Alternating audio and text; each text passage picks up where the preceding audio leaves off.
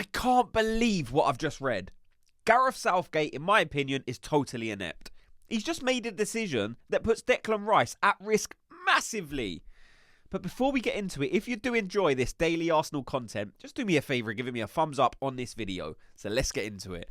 So Gareth Southgate has just made the announcement that Declan Rice will be the captain for the game against Belgium. Now, some of you might be thinking, well, what's the problem? That's probably a good sign. No, it's not. Yeah, but it shows that Gareth Southgate likes Declan Rice and he thinks he's a good player. Listen, I don't need Gareth Southgate to tell me that Declan Rice is a good player. I know Declan Rice is a good player by just watching him. I do not need confirmation from Gareth Southgate that Declan Rice is a good player. In fact, I need the opposite of that from Gareth Southgate. Whatever that is, I do not want to hear that from Gareth Southgate. But I'll tell you why I'm frustrated. You know, the facts are he's now at massive risk of injury. He's just played 90 minutes in the last game. He didn't even get subbed off. Southgate thought he'd play him for the whole 90 minutes, like Arsenal won in the Premier League run-in and in the quarterfinals of the Champions League. Gareth Southgate thought, nah, that's all right.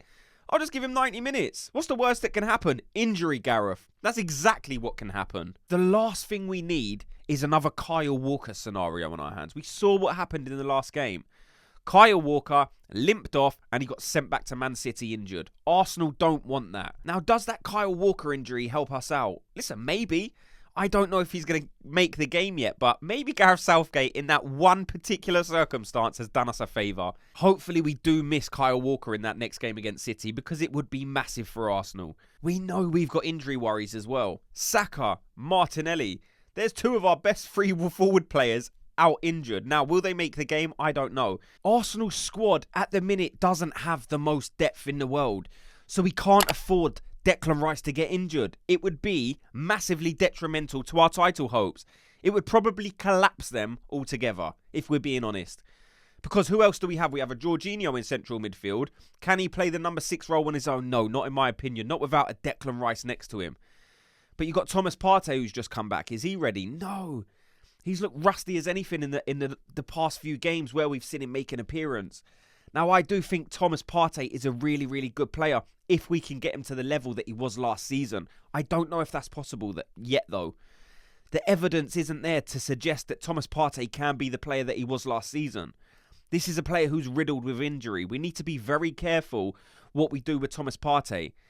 That's why it's so crazy to me that Declan Rice is being played again for the game against Belgium. I was convinced Gareth Southgate would play him in that game against Brazil and then rest him in the Belgium game. There's no need to keep running your best players into the ground. Now, I think Saka's definitely going to be back for this game, but I'm not sure about Gabriel Martinelli. It didn't look good when we saw him after the Brentford game on crutches. That doesn't suggest to me that the turnaround's going to be 2 weeks and then he'll be ready to start games again. So I think it's probably going to be Trossard. And if Kyle Walker's injured, Trossard has a better chance in that game because Trossard's never going to be able to beat Kyle Walker for pace. It just won't happen. Trossard does offer different things in tight spaces, maybe that a Gabriel Martinelli doesn't, but I think City are a weaker team without Kyle Walker in them. So I do hope Kyle Walker misses that game. But back to Declan Rice, I think the only reason Southgate is having to play his strongest team again is because he was embarrassed by Brazil. Tactically embarrassed. Didn't offer anything, and the media storm that's ensued following that Brazil game is Southgate is clueless. Most opinions I've seen on Southgate is his tactics are rubbish. He's nowhere near the top level needed to go on and win one of their major tournaments. Now, England still could do it, but that would be in spite of Southgate, not because of Southgate. So maybe he's playing a full team against Belgium just to save some face. So we can come out of this international set of fixtures saying, listen, I beat a good team, Belgium. Yeah, but Gareth, at what cost? Look what you've done in the first game. You've had to run our players into the ground for 180 minutes. It's not ideal. And I can see straight through it. Hopefully he doesn't play the full 90 minutes. All we can hope for now is that Declan Rice is maybe taken off at half-time. Do I think that's going to happen? No. So in other Arsenal news, there's a transfer story that's really picking up speed this last day or two. And it is that Arsenal are closely monitoring the situation of Morgan Gibbs White. I want to hear everyone's thoughts and opinions on this transfer because to me, this doesn't seem like a player that Arsenal should go for. Now, I am done with doubting Mikel Arteta. I didn't believe in the Raya thing, proved me wrong. I didn't at the beginning believe in the Havertz thing, proved me wrong. So I'm certainly not going to be against it if this is what Mikel Arteta wants to do. But like I said, to me, it doesn't make sense whatsoever. Because we've already got guys. Here, look, Fabio Vieira. We've got ML Smith-Rowe. Does that mean you're taking those guys out of the team to replace him with a Morgan Gibbs White? Because I thought Morgan Gibbs White was an attacking midfielder. Arsenal seems stacked in that area of the pitch. A central attacking midfielder would be one of the last positions I would think to change in this Arsenal team or freshen up in this Arsenal team. I think we have more than enough numbers in those positions, and maybe, to be fair, too many numbers in them positions. Because Vieira can't get a game. Smith-Rowe can't get a game. They're not able to break into this team. But does that leave the door open for a Morgan Gibbs White? Is Mikel Arteta looking at it and saying these guys aren't good enough, but Morgan Gibbs White I think can be? I don't know. If I'm looking at his stats, it says it here. Look, so he's 24 years old, which is a fairly decent age profile. Not the youngest, not the oldest. 33 games, 4 goals and 5 assists. So they're not terrible numbers. He's certainly not tearing up trees. It's not a set of numbers that I look at and think, wow, this Arsenal team could really do with these numbers.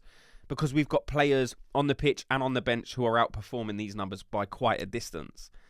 So I'm not looking at these numbers and thinking, yes, I can see the vision with this signing. Like I said, Mikel Arteta may have other ideas. He may want to play him in another position. We'll just have to wait and see on that. But like I said, let me know your thoughts on that.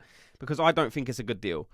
I think maybe if you can pick him up for £10 million because of the financial trouble that Nottingham Forest are in, I think that's the only way this type of deal makes sense to me. Because I can't see the vision otherwise. Like, you maybe you can bring him in for 10 million, play him for a year sporadically, and then sell him for a profit in a year's time or 2 years' time. That's the only way I can see this deal making sense. But like I said, let me know your thoughts. So, lastly, the Premier League is round the corner.